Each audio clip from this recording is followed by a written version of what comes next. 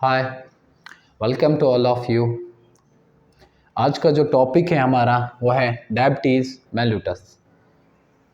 आज हम देखेंगे डायबिटीज़ क्या होता है, ब्लड शुगर जो हो जाता है, आज की बीमारी जो कॉमन है शुगर, वो क्या होता है उसके बारे में हम पढ़ेंगे। तो वही चीज़ हम आज सीखेंगे। देखेंगे आज टॉपिक्स रहेगा हमारा डायबिटीज़ क्या होता है, सिम्टम्स क्या है इसके। डायबिटीज़ अगर हो जाता है एक पेशेंट में तो उसको क्या सिम्टम्स होते हैं उस पेशेंट में, ठीक है। और काज़स क्या काज होते हैं कि एक पेशेंट डायबिटिक बन जाता है, और टाइप्स अगर डायबिटीज़ हैं अब इसके कितने टाइप्स हैं, कौन कौन से टाइप्स हैं, क्रॉनिक हैं, क्या टाइप्स हैं इसके, वो हम डिस्कस करेंगे। और ट्रीटमेंट, अब अगर कोई पेशेंट है सफ़र कर रहा है डायबिटीज़ से तो उसके लिए क्या ट्रीटमेंट हो सकता है, आज हम यही सब सीखेंगे। अगर हम देखेंगे डायबिटीज़, ब्लड शुगर और ग्लूकोज, जो ए ग्रुप ऑफ डिजीज़, जब एक पेशेंट में बहुत सारे डिजीज़ एक साथ जमा होके उनका फिर रिज़ल्ट जो आता है वो बहुत सारा जो शुगर है वो हमारे ब्लड में बढ़ा देती है। डायबिटिक पेशेंट ही हम उसको कहते हैं जिसमें बहुत सारे डिजीज़ेस एक साथ जमा हुई हो, तो दैट्स वाई फिर उसमें जो है शुगर का लेवल बढ़ जाता है, ठीक है। Result in defects of A secretion of insulin. Insulin, what is insulin, ये हम आगे जाके पढ़ेंगे। इंसुलिन क्या होता है, इसका कितना रोल इसमें होता है, अगर इंसुलिन प्रोड्यूस हो जाएगा तो क्या होगा, नहीं होगा तो क्या होगा, यह हम जब टाइप्स पढ़ेंगे तभी हम इंसुलिन के बारे में पढ़ेंगे। Firstly we will discuss here during fasting and after a meal.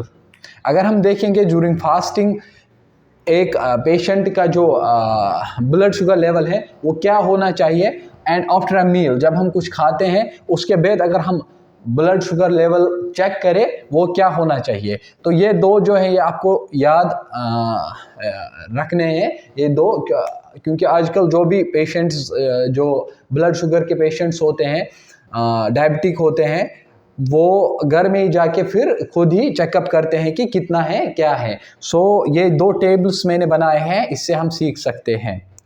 Firstly during fasting अगर हमने कुछ नहीं खाया, फिर हमने इसका जो है ये चेक किया, अगर 70 to 100 मिलीग्राम पर डेसीलीटर आया, 70 to 100 अगर आया तो वो उसको हम कंसिडर करेंगे नॉर्मल है, ठीक है। मगर ड्यूरिंग फास्टिंग, ठीक है। और नंबर 2, अगर 100 to 125 मिलीग्राम पर डेसीलीटर आता है तो इसको हम बोलते हैं प्री डायबिटिक है, ठीक है, ड्यूरिंग फास्टिंग। बट अगर नंबर 3 125 140 125 से 140 मिलीग्राम पर डेसीलीटर आता है तो पेशेंट को हम बोलते हैं डायबिटिक हैं, ये ड्यूरिंग फास्टिंग। अब अगर हम आफ्टर मील की बात करेंगे, खाना जो खाने के बाद, उसके बाद हम चेकअप करेंगे तो जो 100 to 140 मिलीग्राम पर डेसीलीटर आएगा, 100 to 140, तो उसको हम कंसिडर करेंगे एज नॉर्मल। अब अगर 140 to 190 मिलीग्राम पर डेसीलीटर आता है तो उसको हम कंसिडर करते हैं प्री डायबिटिक। अबोव 200 मिलीग्राम पर डेसीलीटर अगर आता है तो इसको हम बोलते हैं पेशेंट डायबिटिक हैं। तो ये हैं दो टेबल जो आपको याद रखने हैं, जिससे आप चेक कर सकते हो। तो ये बहुत इजी भी है याद रखने में और बहुत हेल्पफुल भी हैं। तो अब हम देखेंगे सिम्टम्स क्या होते हैं इसके।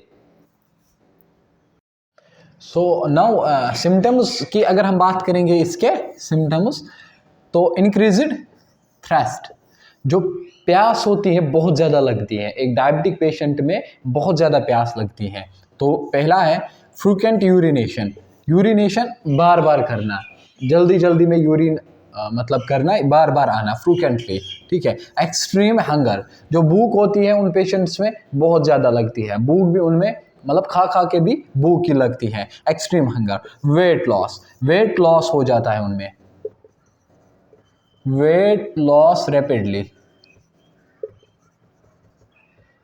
वेट लॉस हो जाता है उन पेशेंट्स में जिनमें डायबिटीज़ होता है, वेट भी उनमें लॉस हो जाता है। फैट्यूग, इरिटेबिलिटी, इरिटेशन हो जाती है या इरिटेबिलिटी उनकी जो बॉडी है उनमें उसमें हो जाती है। Urinary tract infection, urinary UTI, urinary tract infection भी हो जाता है इनमें, किन पेशेंट्स में, जिनमें डायबिटिक पेशेंट होते हैं। नाउ द काजेस, अगर हम काज की बात करेंगे, पहले ही अगर हम काज देखेंगे, फैमिली हिस्ट्री, फैमिली में अगर किसी को है, फैमिली हिस्ट्री से भी ये हो सकता है, मतलब फैमिली में एक को है दूसरे को भी होता है। फिर एज भी इसका एक काज बनता है, या हाई ब्लड प्रेशर का ज़्यादा रहना वो भी इसका काज बनता है। बट हम बात करेंगे यहाँ पे, जब हम फॉर एग्जाम्पल अगर हम एग्जाम्पल देखेंगे, जब हम कुछ खाते हैं, ठीक है, व्हेन वी ईट एनीथिंग, कोई भी चीज़, कोई भी फूड जब हम खाते हैं तो एनर्जी जो होती है वो स्टोर हो जाती है लिवर्स एंड मसल में, लिवर और मसल में जो एनर्जी होती है वो स्टोर हो जाती है। In every time our body needs, जो हमारी बॉडी है उसको ज़रूरत पड़ती है किसकी, ग्लूकोज, स्पेशली हमारे ब्रेन, हमारा जो ब्रेन होता है उसको ज़्यादा ज़रूरत पड़ती है किसकी, सप्लाई ऑफ ग्लूकोज की, उसको ग्लूकोज एनी टाइम चाहिए होता है, ठीक है। दैट्स वाई अगर हम बात करेंगे लिवर में जो एनर्जी यहाँ से स्टोर हो जाती है लिवर और मसल्स में, इसीलिए वो स्टोर हो जाती है। देखिए, अगर हमारी बॉडी में लेवल ऑफ ग्लूकोज इंक्रीज हो जाए, मतलब हमारी बॉडी में जो ग्लूकोज है वो ज़्यादा इंक्रीज हो जाए, ठीक है, देन जो पेनक्रियाज होते हैं वो रिलीज करते हैं एक हार्मोन जिसको हम बोलते हैं इंसुलिन, ठीक है, इंसुलिन रिलीज करते हैं। अब यहाँ से स्टार्ट हो जाता है इंसुलिन का वर्क। इंसुलिन क्या करता है, इंसुलिन कब रिलीज होता है, जब हमारी बॉडी में लेवल ऑफ ग्लूकोज इंक्रीज हो जाती है, तो पेनक्रियाज रिलीज करते हैं एक हार्मोन, उसका हम बोलते हैं इंसुलिन। अब देखते हैं हम इंसुलिन क्या होता है। इंसुलिन जो होता है, इंसुलिन हार्मोन होता है क्रिएटेड बाय पेनक्रियाज, ठीक है, इंसुलिन हार्मोन होता है created by pancreas, that controls, क्या कंट्रोल करता है, that controls amount of glucose in your blood stream, जो ग्लूकोज की अमाउंट को कंट्रोल करता है, मिकदार में रखता है in any movement. It also help store in glucose, ये हेल्प करता है हमें स्टोर करने में, क्या स्टोर करने में, glucose in liver, fat and muscles, इनमें स्टोर करने में ये हेल्प करता है। कौन, insulin is also help store glucose in liver, fat and muscles. Types, अगर हम टाइप्स की बात करेंगे, there are 2 types diabetes, 2 types of diabetes, type 1 and type 2 diabetes, type 1, type 2। Type 1 की अगर हम बात करेंगे, क्रॉनिक कंडीशन, ये एक क्रॉनिक कंडीशन होती है, जल्दी ठीक होने वाली कंडीशन नहीं होती है, क्रॉनिक उसी को बोलते हैं, जिसमें पेनक्रियाज लिटिल इंसुलिन या इंसुलिन प्रोड्यूस ही नहीं करता, या तो इंसुलिन बहुत ही कम देता है, या तो इंसुलिन बहुत कम, लिटिल और नो इंसुलिन, या बहुत ही कम, या प्रोड्यूस ही नहीं करता है इंसुलिन पेनक्रियाज, ठीक है। इसको हम टाइप फर्स्ट जो होता है इसको हम बोलते हैं इंसुलिन डिपेंडेंट डायबिटीज, इसको आल्सो हम यही कहते हैं, ठीक है। एंड अगर हम पॉइंट नंबर 3 की बात करेंगे, जो सेल होती है, the cell of pancreas destroyed, इसकी जो सेल होती है पेनक्रियाज की वो डिस्ट्रॉय हो जाती है due to no release of insulin, क्योंकि जब ये इंसुलिन नहीं रिलीज कर पाता है, इंसुलिन या बहुत ही कम रिलीज करता है, ना के बराबर, या कुछ भी नहीं रिलीज करता है, तो जो इसकी सेल्स होती हैं वो डिस्ट्रॉय हो जाती हैं due to no release of insulin, ठीक है।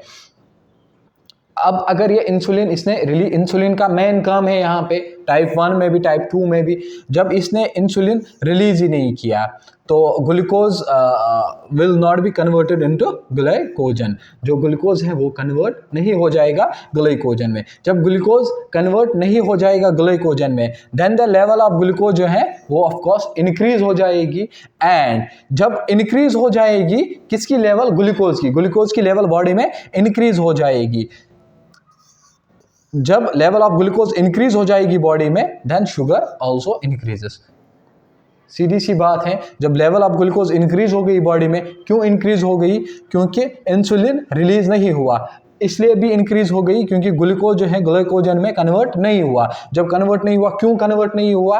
क्योंकि इंसुलिन रिलीज नहीं हुआ। अब अल्टीमेटली जब लेवल ऑफ ग्लूकोज बॉडी में इंक्रीज हो गई तो is directly proportional to sugar, sugar भी तो इंक्रीज हो जाएगा। देन वी कॉल्ड पेशेंट जो है उसको हम बोलते हैं डायबिटिक पेशेंट या बोलते हैं शुगर पेशेंट, ठीक है। उस टाइम पे जब लेवल ऑफ ग्लूकोज इंक्रीज हो जाती है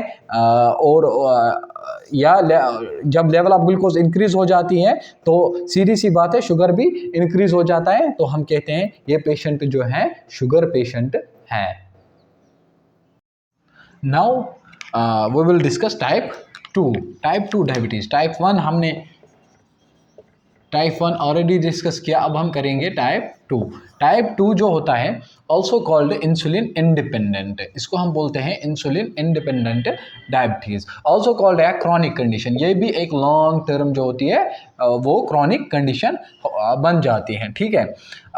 अगर हम बात करेंगे टाइप 2 की, जो टाइप 2 होता है in type 2 cells of pancreas not be destroyed. इसमें जो पेनक्रियाज की सेल्स होती हैं, टाइप 1 में हमने देखा था सेल्स ऑफ पेनक्रियाज डिस्ट्रॉय हो रही थी, बट टाइप 2 में सेल्स ऑफ पेनक्रियाज जो है वो डिस्ट्रॉय नहीं होती है, एंड वो रिलीज भी इंसुलिन रिलीज करती है। It releases insulin but not enough, जितना चाहिए उतना इंसुलिन वो रिलीज नहीं कर पाती है, एनफ इंसुलिन नहीं रिलीज कर पाती है, बहुत ही कम इंसुलिन जो होता है रिलीज कर पाती है। जो रिसेप्टर्स होते हैं, रिसेप्टर्स ऑफ इंसुलिन डिस्ट्रॉयड, जो रिसेप्टर्स ऑफ इंसुलिन होते हैं वो डिस्ट्रॉयड होते हैं, ठीक है। Then they will not carry glucose, वो जो है ग्लूकोज को कैरी नहीं कर पाते हैं। Unable to convert glucose into glucagon, इनमें वो कुव्वत फिर नहीं रहती, जब ये ग्लूकोज को कैरी नहीं कर पाते तो ये अनएबल हो जाते हैं ग्लूकोज को ग्लूकोजन में कन्वर्ट करने के लिए। देन द लेवल जो होता है, लेवल ऑफ ग्लूकोज इंक्रीजेस, यहाँ पे भी सेम जो लेवल ऑफ ग्लूकोज है वो इंक्रीज हो जाएगा। जब लेवल ऑफ ग्लूकोज इंक्रीज हो गया तो लेवल ऑफ शुगर भी जो है वो बढ़ जाएगा। तो ये था type 2 diabetes. Now we will discuss treatment हम क्या कर सकते हैं इसमें, डायबिटीज़ में हम ट्रीटमेंट क्या कर सकते हैं। अगर हम ट्रीटमेंट की बात करेंगे इसमें टाइप 1 और टाइप 2 अकॉर्डिंगली हम ट्रीटमेंट करते हैं पेशेंट का। टाइप 1 अगर हम देखेंगे इंसुलिन डिपेंडेंट जो होता है, इंसुलिन डिपेंडेंट, इस कंडीशन में हम करेंगे काम गिव द इंसुलिन इंजेक्शंस। इसमें हम कुछ इंजेक्शंस देते हैं, इंसुलिन इंजेक्शंस वो देते हैं। Monitoring normal blood sugar level, हर दिन हमें चेक करना पड़ेगा ब्लड शुगर का लेवल जो है वो रेगुलर मॉनिटर करना पड़ेगा, रेगुलर मॉनिटरिंग, ठीक है। वेट अगर ज़्यादा है तो वेट लॉस करना पड़ेगा, इंसुलिन थेरेपी लेनी पड़ेगी, डाइट का फॉलो करना पड़ेगा एंड एक्सरसाइज रेगुलर करनी पड़ेगी। अब अगर हम टाइप 2 की बात करेंगे, टाइप 2 की अगर टाइप 2 में टाइप 2 कंडीशन जो होती है पेशेंट्स की, वो गिव सम ड्रग्स, इनमें हम कुछ ड्रग्स देते हैं, जैसे मेटाफॉर्मिन होता है वो हम देते हैं, या कोई और इंसुलिन सेंसिटिव ड्रग जो होगा वो दे सकते हैं। बट इंपॉर्टेंट है इसमें भी डाइट, एक्सरसाइज, डाइट का फॉलो करना, एक्सरसाइज करना, इंसुलिन थेरेपी लेना, और अगर वेट ज़्यादा है तो वेट का लॉस करना बहुत ही ज़्यादा इंपॉर्टेंट है। सो गाइस, ये था आज का टॉपिक डायबिटीज़ मेलिटस। इसमें हमने डायबिटीज़ पढ़ा, सिम्टम्स पढ़े क्या होते, काज हमने देखे, टाइप्स देखे, एंड इसका ट्रीटमेंट हमने देखा। So this was all about diabetes mellitus. So I hope आप सबको कुछ ना कुछ इसमें समझ आया होगा।